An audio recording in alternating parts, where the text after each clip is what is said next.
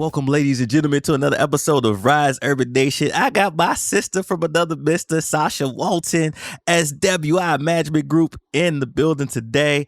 Sacha, how are you doing and where are you joining us from? Hey, Terrell, I am doing great. It's been a wonderful morning so far, or afternoon, really. And I am Right. coming to you from Virginia. Virginia, my hometown. I didn't even know you was from the DMV. Okay. Look down. Yeah, I grew up in Washington, D.C., Northwest D.C., went to Calvin Coolidge High School. What parts did you grow up in? Okay, so I'm in like the Hampton Roads area, so I'm like 2 hours down the road. That's okay. But, We still got love for you. but I'm originally from Maryland. I'm from PG County. Maryland? Yes, PG Landover. County? Mm-hmm. Okay. All Yep, right. Landover, Maryland. So yeah, we still connected. We still connected. We still soul sisters, soul brothers and sisters. Yeah. Still connected. I love it. You know, I've been connecting with a lot of my DMV folks lately. Now that because I live out here in San Diego now, but for some reason the last wave of podcast guests have been from the DMV area. I think I'll connect it back to my roots. I don't know. The go-go needs to start to get back into me somehow. See, that's what keeps you grounded, you know.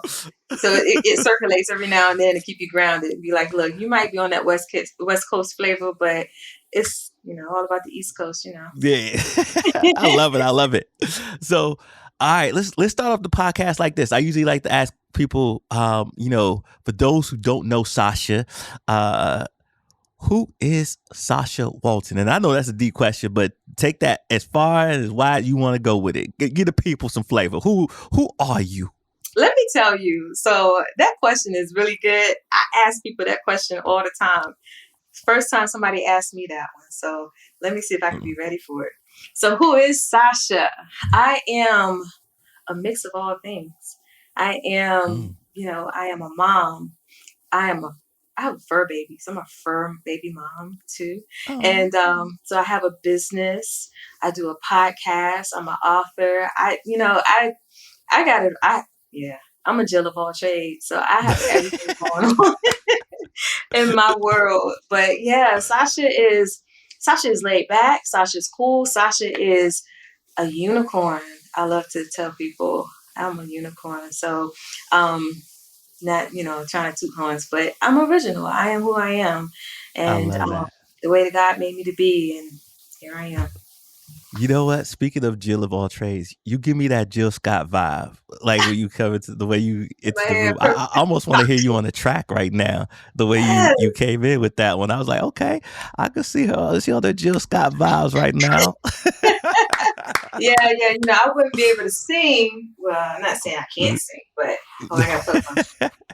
Jill probably would say differently. She's like, "Girl, you got some harmony. You look. Let's start with the small vocals first." I used to rap back in the day, so that was my thing. Really, you used to rap? I would never guess that. Don't ask me to rap. Yeah, I ain't doing it now. But yeah, that was the early years. Oh man, I love it. All right, so tell us about. Let's start with the podcast. Tell me about the podcast. What is the podcast, and what do you do with the podcast? Because that seems like an extension of your artistry, and then we'll go into some of the other artistry that you have been able to create or co-create in your lifetime. Awesome. Yeah, so my podcast is called According to Sacha. I launched it in January of this year, and it's been going like crazy ever since. It's been phenomenal, but it's really a whole business media vibe. I interview other entrepreneurs. I create that platform for us all. I'm an entrepreneur, everybody else is. And, we just get up here, just expand our market together. And so I have a weekly series called Conversations, and that's where the interviews come in at. I have a couple of episodes for myself, but then, we have entrepreneurs who are under. I also have a Young CEO Hour too that streams monthly, and 18 years old now. So I like to give them that spotlight as well. And whatever in my world, an entrepreneur can be, product-based, business, service-based, but even if you're a creative, you're still an entrepreneur. You're transactional in what you're doing. And so I'll have music artists up there, other creatives, and, the foundation of every industry is business. So long as you're in business, you got to place on my Yeah. platform. So yeah, that's what we do. Yeah. Foundation is business. And I'm excited that you got some young folks on there coming into the world of entrepreneurship. So I love that. And I think when done right, it's gonna lead to freedoms for a lot of people, financial freedom, time freedom, spiritual freedom, whatever that may be and look like. So thank you for creating such a platform. What made you do the podcasting thing? Just out of curiosity. So what's so crazy about it, during the height of the pandemic, of course, like everyone else, we all went to our social media platforms. And, I've always loved doing my lives. I would do lives on, Facebook. And, years prior to that, I'll be on Periscope when that was really a thing.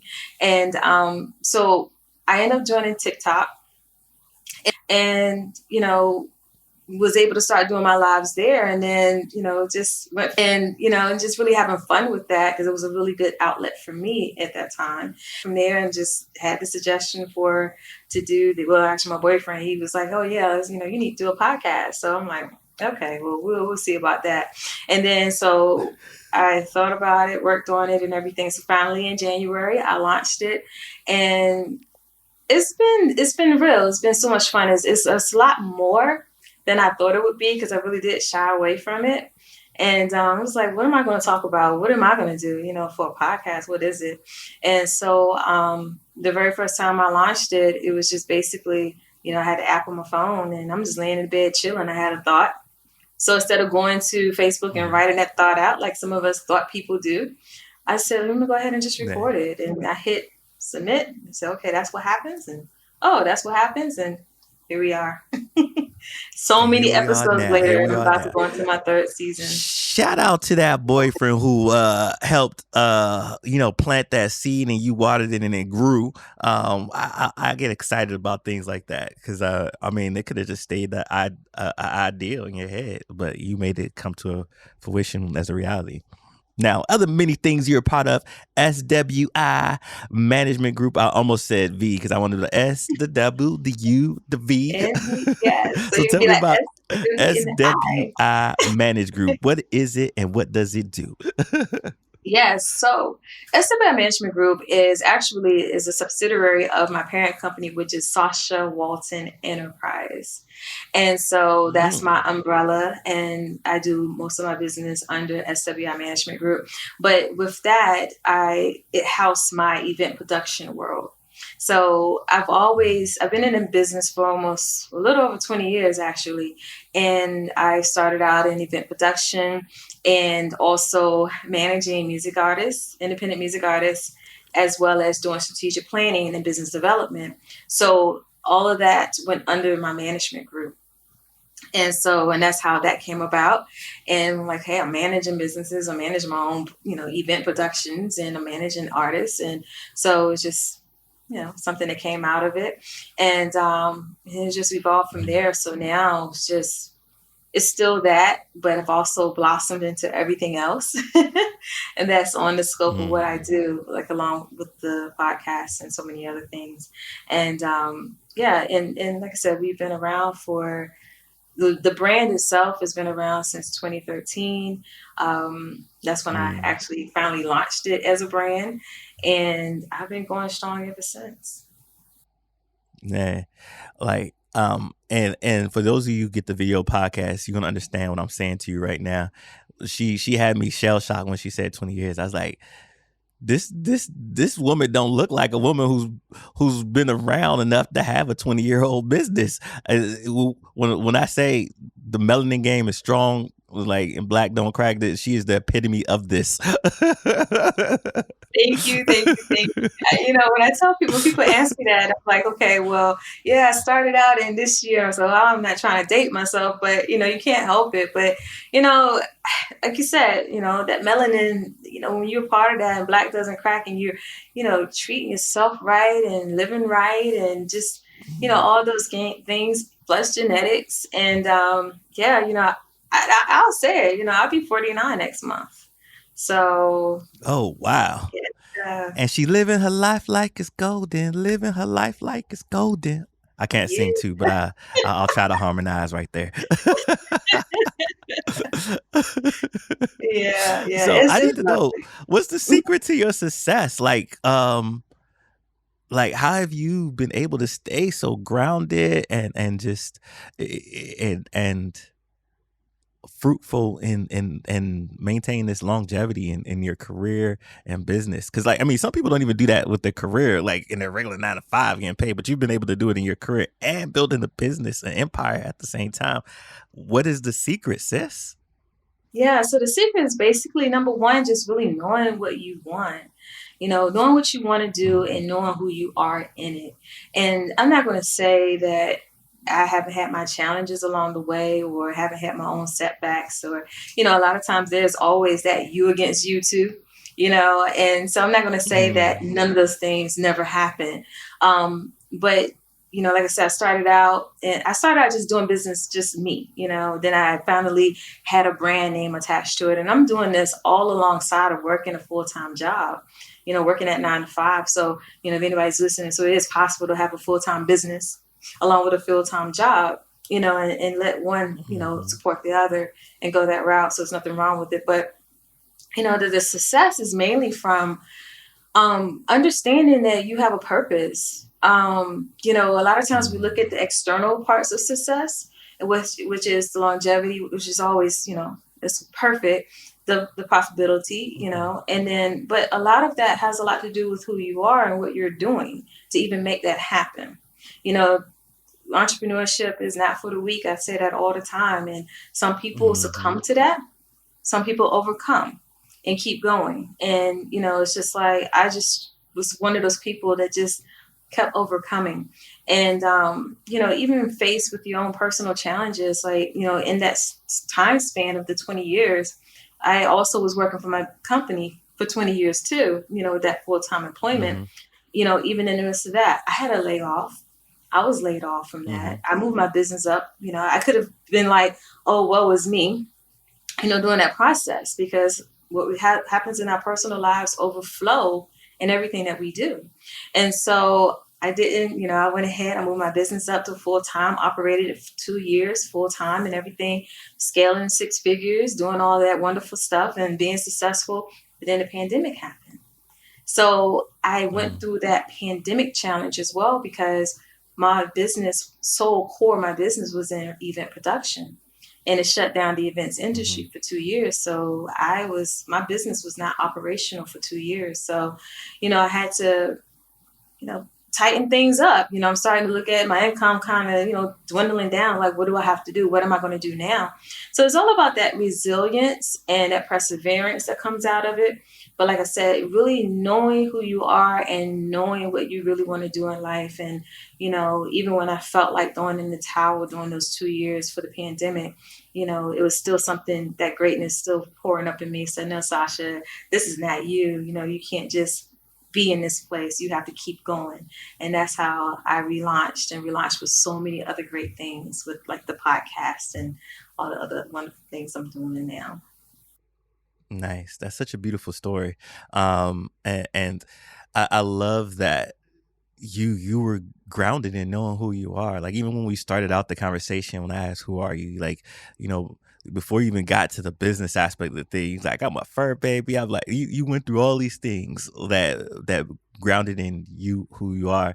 And so I knew from the jump that, you know, um this business is an extension of you, but you are not your business. Like some people get so caught up like my business is me, but there's other extensions of you that allow you to be grounded so that you can show up as your full self and use all these different skills that you have to bring to the world. And so I love that you kind of embodied that in our talks today. um what would you say your superpower is? What is your magical gift or superpower that you bring to the world? Oh, wow. You know, I always, when people talk about your superpower, I always like to say, I'm one of the type of people, I like to sum it up. And I'll say my superpower is me. I am my superpower. And, then I read then I read comments and people breaking it down. Oh, it's, having a heart that love people and this and that. But it's like I'm like that. I'm Supergirl. I'm like Supergirl. Like Supergirl and Uh-huh. Superman, they have all these powers. They're like, they have everything. They Uh-huh. can lasers out everything, strength, flying. So I would say I am like one of those. So that's why I like to say my superpower is who I am and how I Yeah. show up. And so I know that, I can compel people. I am very influential. If you want to say that, I can Mm. be that person is going to help another person. That's my heart. And it's so many different components to that. And so I'll just be like, look, it's me. It's me. When I show up and Mhm. I hit that ground, how people, watching comment, the cartoons and somebody just step and the whole ground shake. Yeah, that's me. Yeah. And so not to say Right. it like in a boastful type of way, but I'm very self-aware of who I am. And so in knowing how I do touch people's lives in so many ways, and my heart and the integrity that I have, my character, all those things, when you're really, in tune with it, and you know that you're this person, then yeah, I am my Mm. superpower. Yeah, I love that. I am my superpower because you got so many different gifts and skills that you can offer, and you're grounded in all those different things. So love that. Some people when they're starting out in business and entrepreneurship, what I see, especially with a collective of artist people, artistic people, they have a hard time honing down on what those skills are that they provide. And I told them, just look at some of that one thing that you have, start with that, and then start to see what other people say and things that you enjoy that you bring to the table. um, when we're talking about skills, what's a skill you think everyone should have and why? Oh, you have some really good, deep questions. So I would say a skill that everyone should have.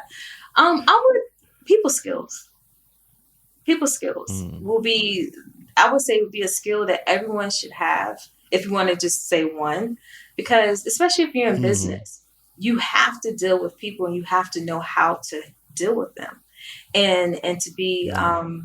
and allow that to flow into other skills. But if I would say that, I would say people skills or being very personable, I would say. Yeah, because I mean, no matter what type of business you're in, you're always working with people in some capacity. So Yeah. that's going to take you a long way. So I imagine you work with a whole lot of people in the event management space, and probably a lot of personalities too. I work with them And we'll all. just leave that there. Exactly. Tell me what, like, when you think about that in your journey, what's the benefit of connecting with people who have a different skill set from you? Mm, that's good. So the benefit of it is, you understand that everybody is unique in who they are and what they do. Skill sets are unique to that person. And when you can network, Mhm, come alongside with someone else and they have that skill set, you have yours, and you're really building some type of collaboration or alliance, you allow each person to work in their strengths. And that's like in business. And if you are, in the workforce, you're in professional development in the career setting that you are, the whole thing is really to acknowledge especially if you're in a team setting, you acknowledge the other gifts and let mhm, people work in their skill sets. And that's how you are able to really, pull the project together better. Or that's how you're able to really build your business a lot better, especially if you are a business who are, you're hiring people. You're bringing mhm, people in, whether they are working on your team directly or indirectly as a contractor, so forth. And when you see them operating in their skills, yeah, just allow them to flourish in that. Sometimes people could be so micromanaging that they overlook the mhm, fact that people do have that. At least allow them, help to nurture that skill mhm, set if need be, and to let them just spread their wings. And like for me, I work with interns, so I bring interns into my business, and in the mhm, different capacities that they have their skill sets in. And I'm like, okay, well, let me at least train you and teach you. I still want you to take what you know and apply it. But if this is going to help you get the experience, then I'd rather for you to go ahead and get this. I need the help, but and you need the Mm-hmm. experience, so let's work it together. But I don't micromanage. I give them a project and let them roll with it, and allow them to be who they are. And sometimes that's how you can grow professionally even the more, is when people allow you the freedom to blossom, and not so much of just being Mm. micromanaged.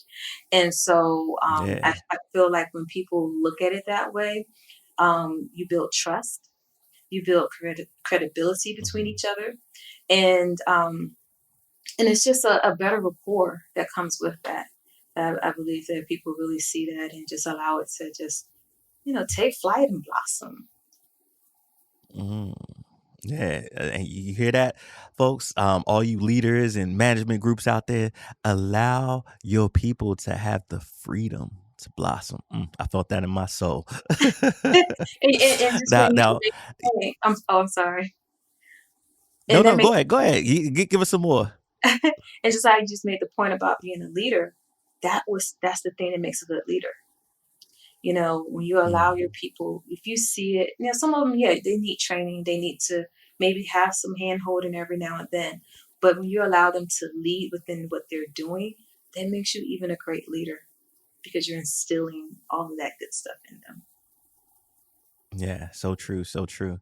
Um, I want to go back to earlier when you were talking about pivoting and so forth. Something that came to my mind, because my mind goes all over the place. So please excuse me.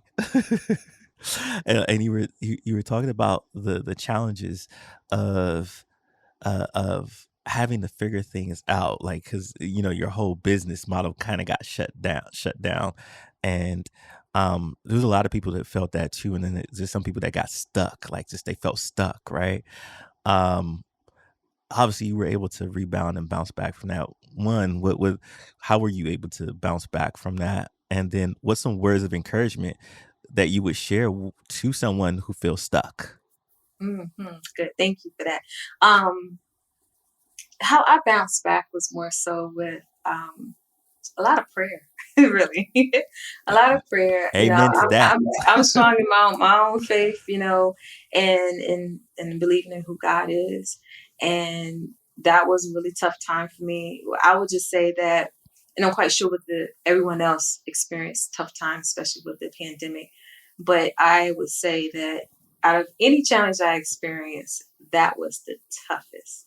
It showed me a lot about Mm, myself, but it also had me in a place where my back was against the wall,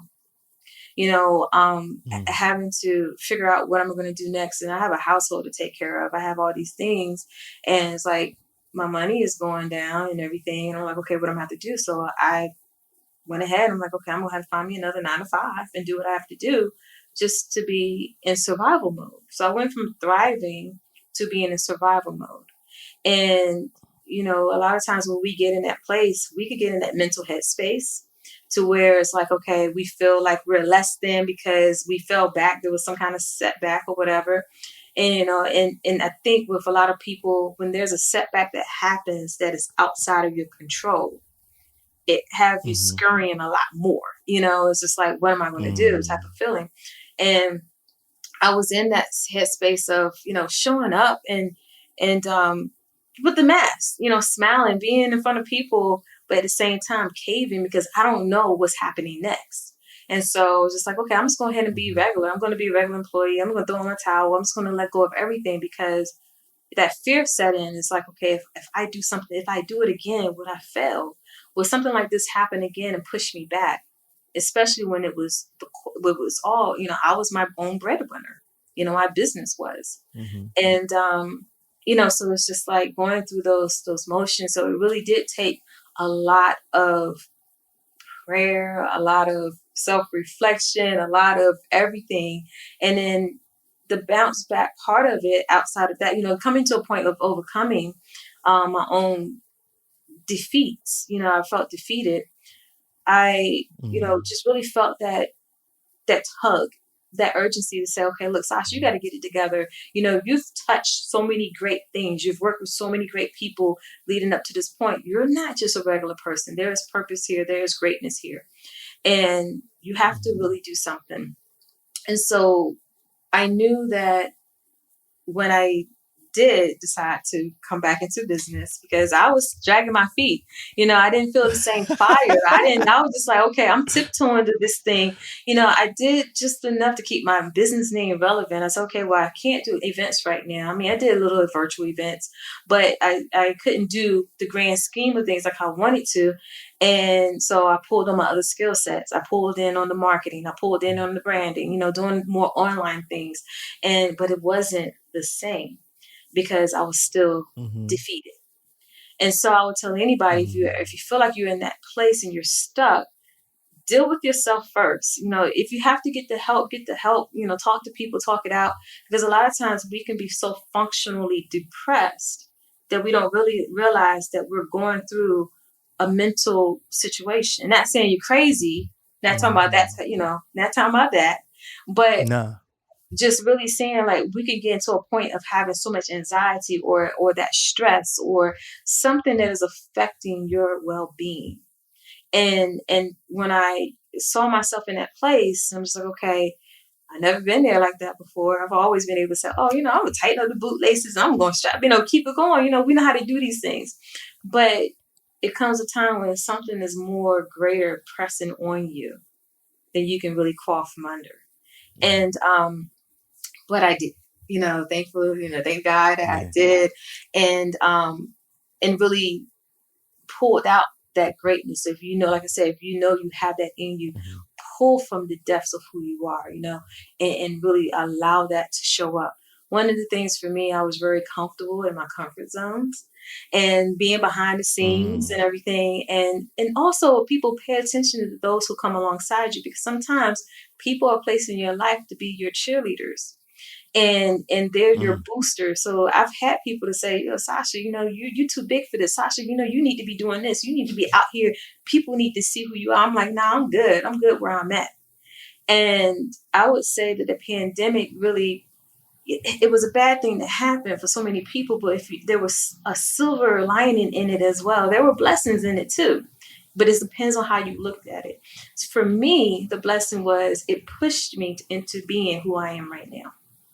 And so when we look at the Mm. joy, it wasn't the joy then, but when we go through that process and we see ourselves in a different light, and you see yourself doing something that you knew you should have been doing a long time ago, but something had to push you to that place, then that's what Mm-hmm. happened. So I say that the pandemic rebirthed me. It rebirthed, even though I did a relaunch because I never changed my business brand. Um, I relaunched the business, but I relaunched it in such a powerful way that now I'm the face of my brand. So that's where the pivot happened. So I still do the Mm. events since the world is open now. So I'm back to doing my event productions and stuff. But at the same time, I Yay. relaunched. Thank you. I relaunched as a speaker. I relaunched as a business strategist. So all the business development that I've done over the years and everything, I just wrap it up to a strategist. But then I'm also an author because I wrote a book and I have another book coming Mm-hmm. out.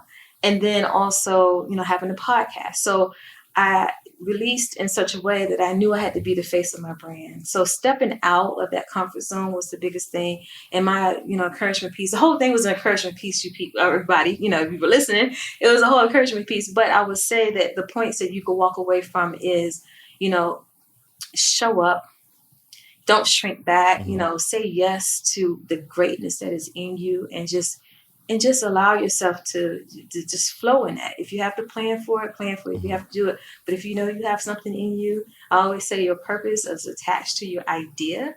If you have that idea and you Mm-hmm. know it is so strong in you, do it, because there's so many other people waiting for that. Since I relaunched in December of 2021. I've been going strong ever since January. Podcast Mm. interviews, speaking. I'm an international speaker. I'm about to go to Paris in October to speak. I have my first book. Thank you. I have my first book I wrote. It's called Beyond the Music. It's a music artist entrepreneurship guide, because I feel that music artists need to know how to operate as entrepreneurs. And, because I worked with them before. But my new book is called The Ugly Truth About Entrepreneurship, The Keys to Managing Mental Wellness. And that's my story. That's my pandemic story. And the keys and the lessons that I learned out of it to help manage that well-being place mentally. Man, I can't wait to get this book. Man, there's so much to unpack in that one piece issue, and I can't unpack it all right now. I'm trying to figure out like where do I go with this?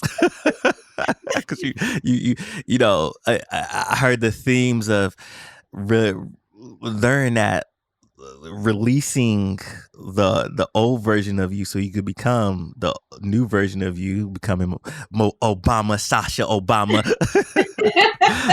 And then out from that came all these new opportunities, you know, that God was able to nurture into you and for the world, because I think everything that you're saying was needed. Like these artists need to learn how to be entrepreneurs. They need to learn how to operate as a business, and instead of the way they've been maneuvering. And then those ugly truths of entrepreneurship, which I think everybody tried to make a push into entrepreneurship during the pandemic, or it got heightened a little bit more, right? But we glamorize so much of the money making and the hustle side of it, but people don't understand the mental health aspect of it that has left a lot of people in shambles. And if you don't deal with your stuff will deal with you, right? Exactly. And and when you deal with your stuff, you can show up in a healthier way. You can't serve from an empty cup, because entrepreneurship is about, some of it is about servant leadership, and the best entrepreneurs know that, because you're providing a product, service, or thing to people, and those who do it well do it from that place. So many things, that just lessons that I just got from just that small bit. So I can only imagine what the book and everything else you're doing is is um is doing for the world. And one thing I'll say about this, you know, earlier this week I had a guest on, and they told me, they made this statement. They said, "Hey, just so you know, rest is restorative and revolutionary." Ooh, I love felt it. that. Felt that one. Yeah. And because we're so much in this grind culture, that it doesn't, this grind culture isn't beneficial to our mental, emotional, and physical, spiritual health. And to break out of that cycle, and to rest and deal with self and restore self so that you can give to the world, is a revolutionary thing. I love that. That is really deep. Oh wow. And you just reinforced, embodied that in your own testimony, and so I appreciated you sharing that testimony with us. How did the idea to write a book come to you, and how did you go about the process of writing the book? Because it seems like you had so much in you, and I don't know how you even start that process to put it in a way that people can, that gives you time to just sit down with your thoughts and write it, and do it in the ways that people can consume it and learn the many lessons that you've learned throughout your life.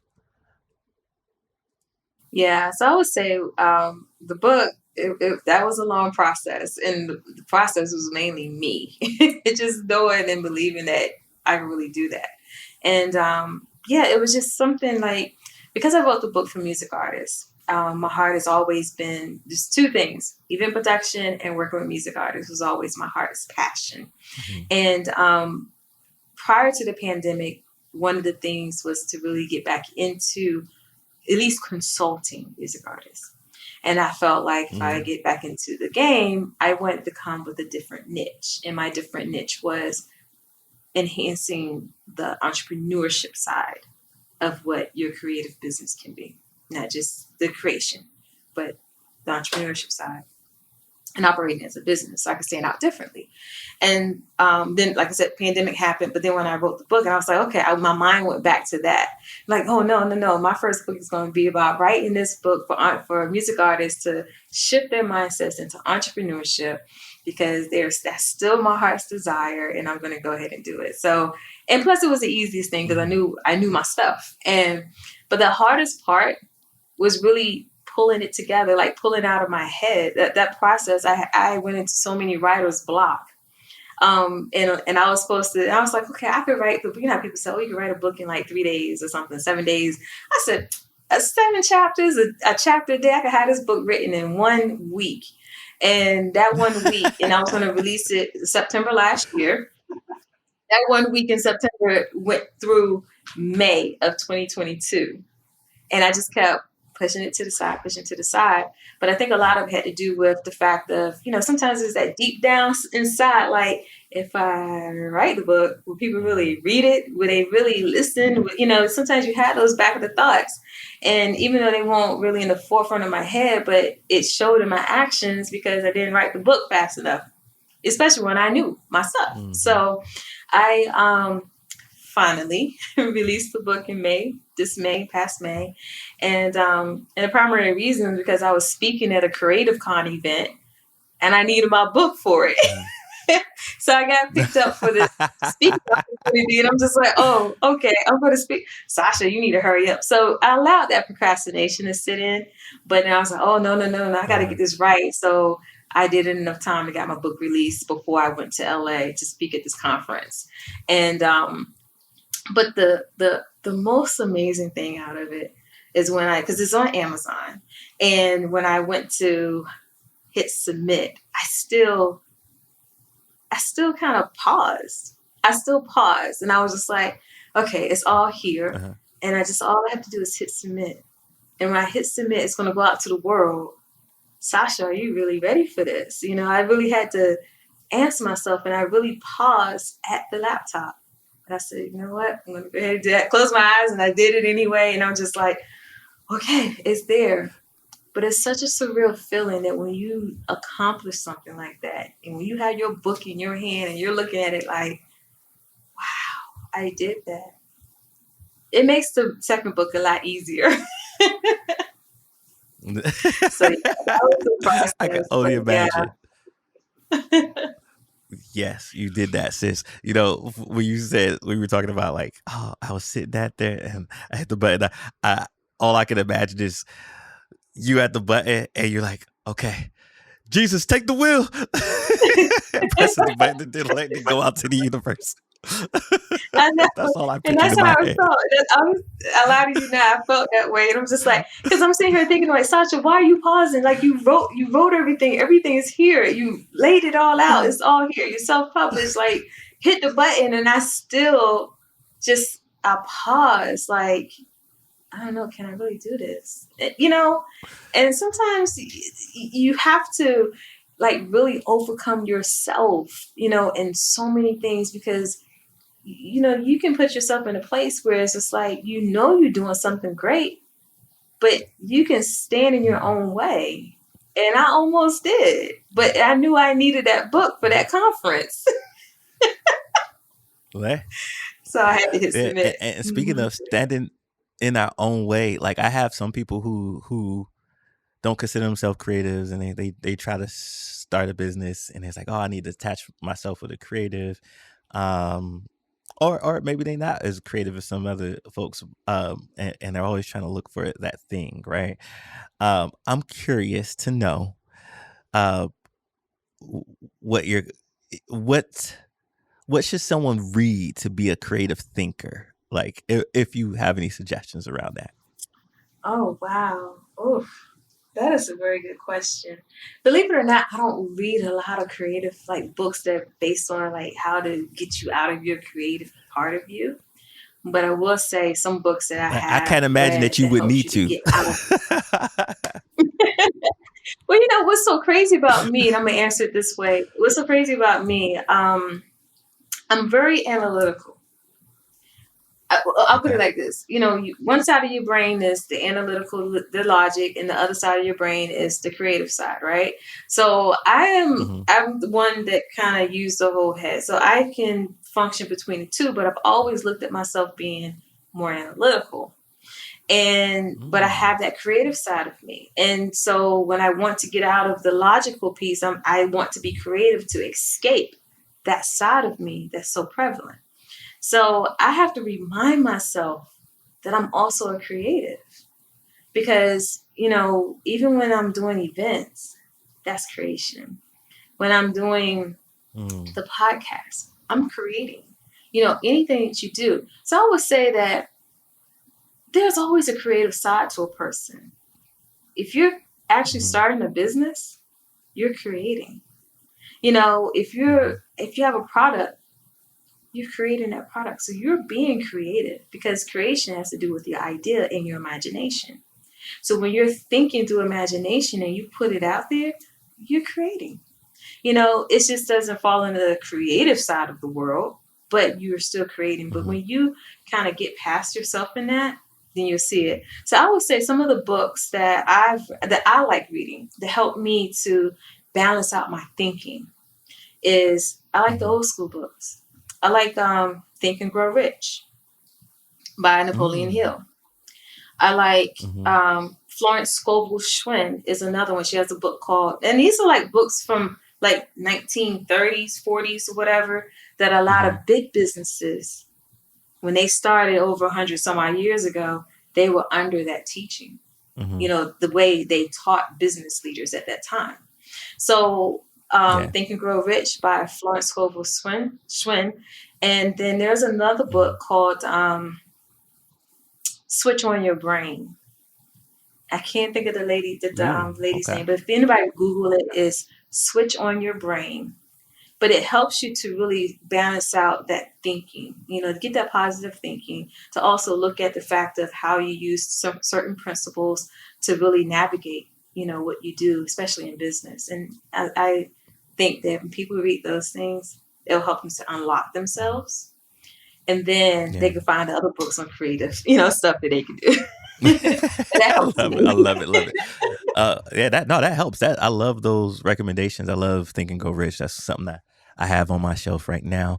I didn't know you were that analytical. So now, this gives me a new thought process of going back to that story you told about, standing at the computer with the button. I could see it was a fight between the creative side and the analytical side brain. Like the creative side over here saying, "Girl, if you don't release this book in the world that I've been waiting and wanting and they're working on," and the analytical side was like, "Wait a minute now, let's hold up, let's think about this for a second."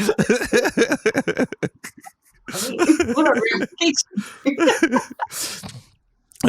I can see both of those working in your mind as you go through your process. So another thing I like to do, I usually like to ask people, what their first job was, and the reason why I like doing this, because I like to show people the progression of life, right? Sometimes the students that just graduated from college, they have this idea of what they're going to be and what they're going to do. And they feel like, oh, I'm supposed to go into this 6-figure job doing this because that's what I went to school for. I'm like, look, sometimes it don't always start that way, right? Or I'm coming straight out of high school. This is what I'm supposed to do. And if I start at McDonald's, I'm a failure, right? No. Some of the greatest people have had humble beginnings. So what was your first job, Sacha? Okay. And if I may, can I answer that in 3? So my first official job my first official job was working at Wendy's. I worked at Wendy's. Okay. And that was my first official job. I would say my first official entrepreneurship business was ironing clothes for my mom's a friend. They was studying for a CPA, and he would come over and it's just like, you want to make some money? I'm like, yeah, sure. Okay. Well, can you iron my pants for me? Because he was this government worker or whatever. Because I was like, oh yeah, sure. I got $10 per pair. So, I was like, okay. But then my first hustle move was when I was in elementary, when I used to draw a lot. And the kids was like, oh, I like your picture. I'll give you 5 cents for it. And I'm like, we're in elementary school. I'm like, okay, cool. So I'm like, oh, I can make 5 cents off of my pictures. I went home that day and started drawing up more stuff. I was drawing freehanding, and I traced a couple of them, and I was drawing some more and tracing some more. I went to school the next day. I was like, all right, I had the little prices written on. I was like 25 cents for this, 10 cents for that. And I think I made enough ice cream money for the whole week. But I say all those things because it helped me to develop and who I am today. She's a hustler, baby. Just want you to know.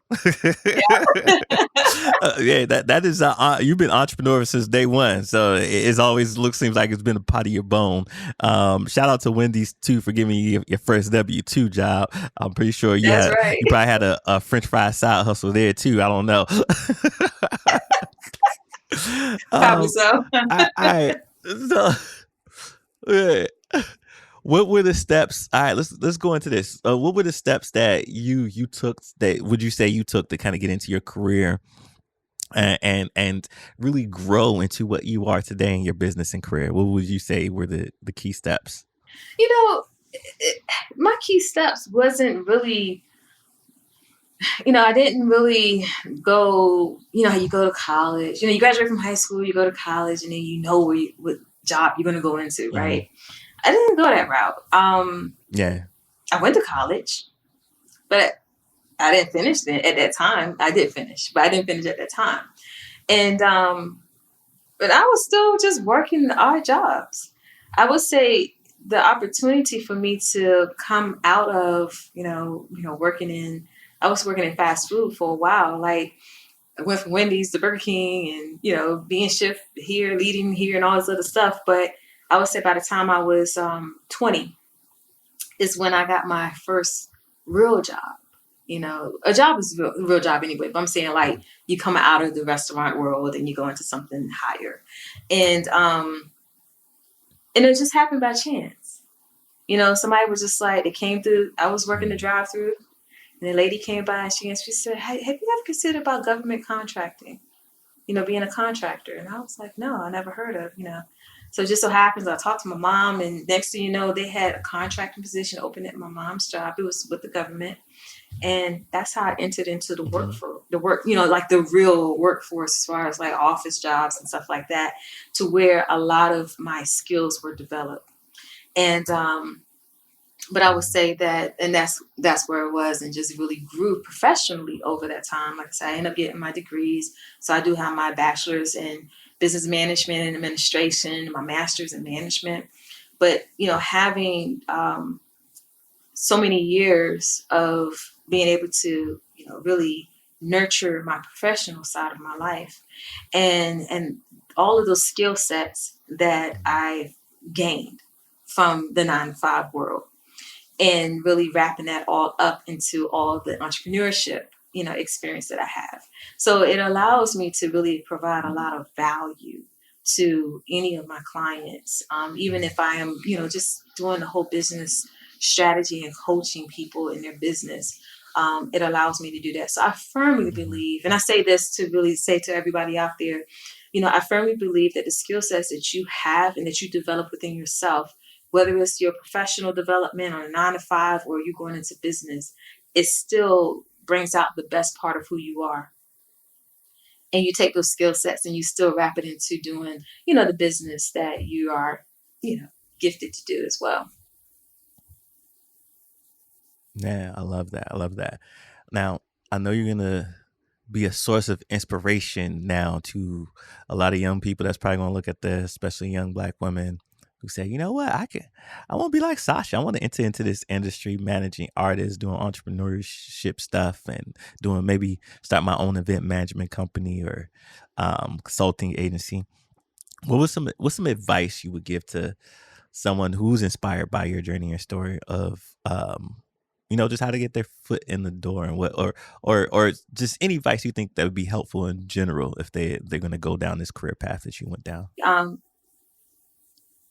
get Yeah, if you're gonna go down the career path that I've actually gone, I would say experience as much as you can. Start doing the smallest things. My very first event that I've done was actually volunteering for my youth event. And I said, oh, I could do this. And I went for it. So sometimes it takes a church that I was attending at that time.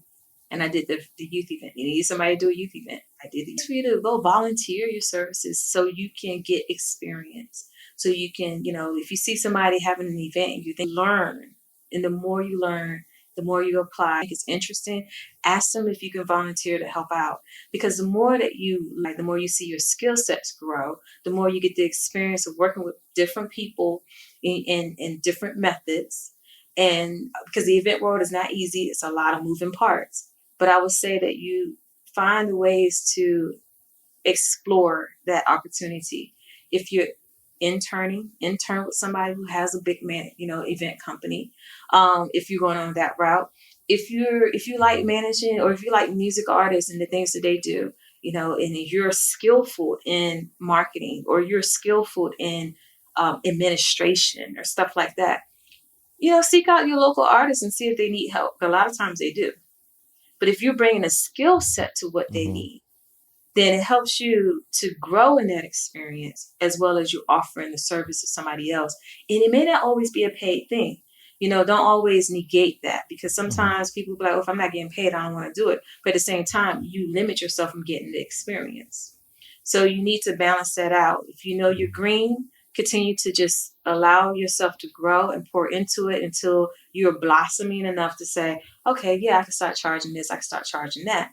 Um, those are the things I would encourage people to do. If you're really good in business and you see people need a need, if people have a need, you want to be a solution to a problem, a solution to a Mm-hmm. need. When you're looking at it from that aspect and you see what you have in yourself, offer yourself as that solution. If your skills are, you got all these skills and you could do it well, offer yourself as a solution to somebody's need, and then you go from there. Because if you partner with the right person, even if it's an unpaid situation, you never know how that person or the opportunities are going to elevate you to something else. So you always want to look at it with a Mm-hmm. very 360 viewpoint. Look at it from the bigger picture versus where you want to be or what you're looking at it right now.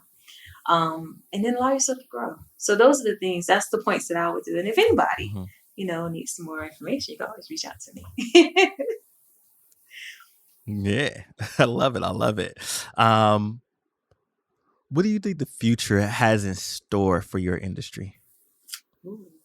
So, with my industry, what makes it so unique is the fact that events aren't going anywhere.